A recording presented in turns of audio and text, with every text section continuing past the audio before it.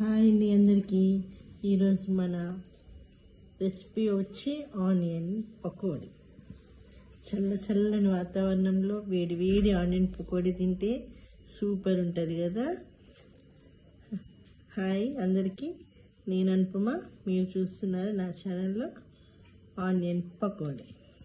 దీనికి కావాల్సిన ingredients: onions పెద్దవి ఒక 2 లేదా 3, సన్నగా కట్ చేసుకున్న పచ్చిమిర్చి, కరివేపాకు, కొత్తిమీర, అల్లం తురుగు, జీలకర్ర, సాల్ట్, పసుపు, కారం, శనగపిండి.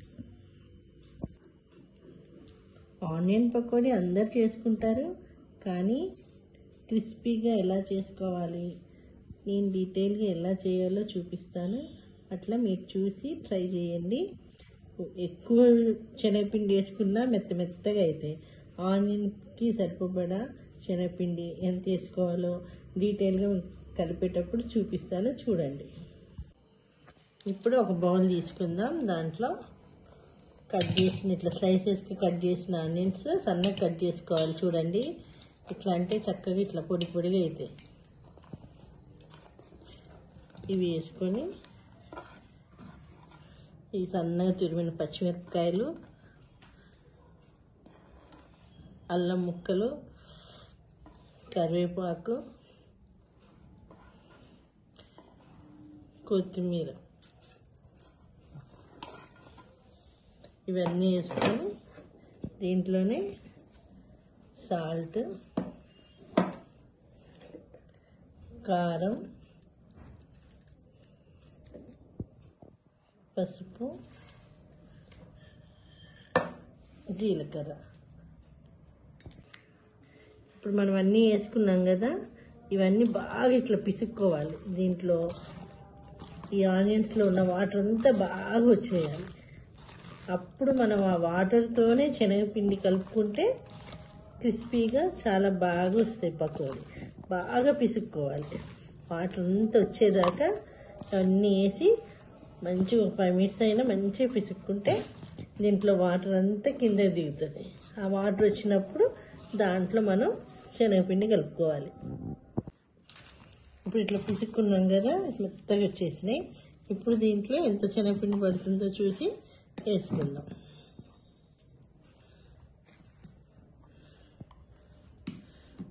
పిండి జల్లిచ్చే పెట్టుకున్నాము ముందే.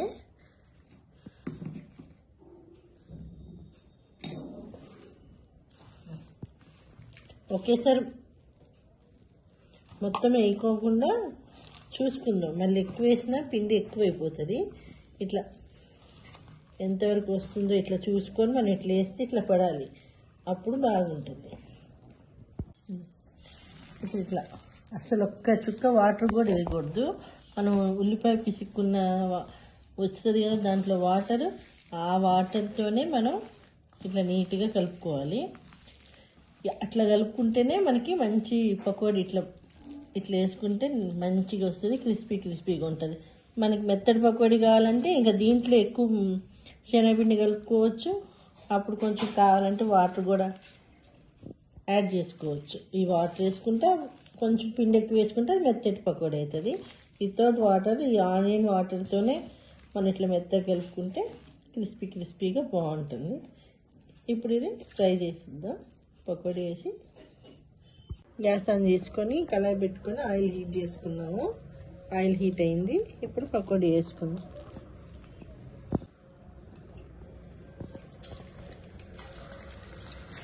ఇట్లా వేసుకుంటే బాగా వస్తుంది.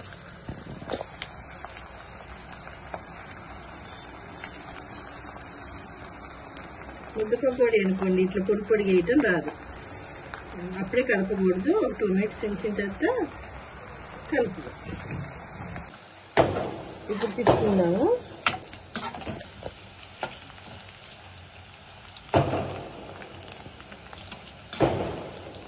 ఇప్పుడు ఇట్లా గోల్డెన్ ఫ్రై అయింది కదా, ఇప్పుడు తీసేసుకుందాం.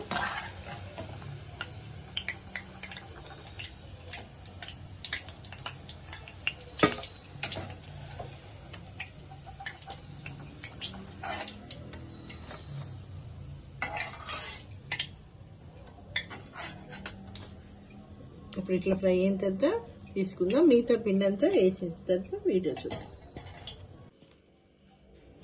వేడి పకోడీ రెడీ అయిపోయింది. చూడండి మీకు ఎంత క్రిస్పీగా ఇట్లా వచ్చినాయో. మీరు కూడా ట్రై చేయండి. దీంతో పిల్లలైతే కెచప్ దాంతో ఇష్టపడతారు. టీ కాంబినేషన్లో బాగుంటుంది. మీరు దేంతో ఇష్టపడతారు తినడానికి కామెంట్లో తెలియజేయండి. మాకైతే పకోడీ టీ అంటే ఇష్టం. కామెంట్స్లో మీరు కూడా మాకు తెలియజేయండి. ట్రై చేయండి. ఎలా వచ్చిందో మాకు చెప్పండి. Thank you for watching. Please like, share and subscribe. ఇప్పుడు వేడి పకోడీ మా పిల్లలు టేస్ట్ చేస్తున్నారు. చూడండి. హాయ్ అండి. హాయ్ చెప్పండి అందరికి. హాయ్. ఎట్లా ఉందో చెప్పండి పకోడీ తిని. చాలా బాగుంది. వేడిగా చాలా క్రంచిగా బాగుంది. ఉన్నారు కదా బెస్ట్ కాంబినేషన్ అంటే సాస్ తినండి, మంచిగా ఉంటాయి. అది మీరు కూడా ట్రై చేయండి.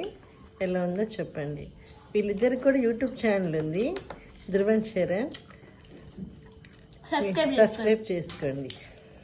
సబ్స్క్రైబ్ టు చిట్టమ్మ వంటలు ఆల్సో.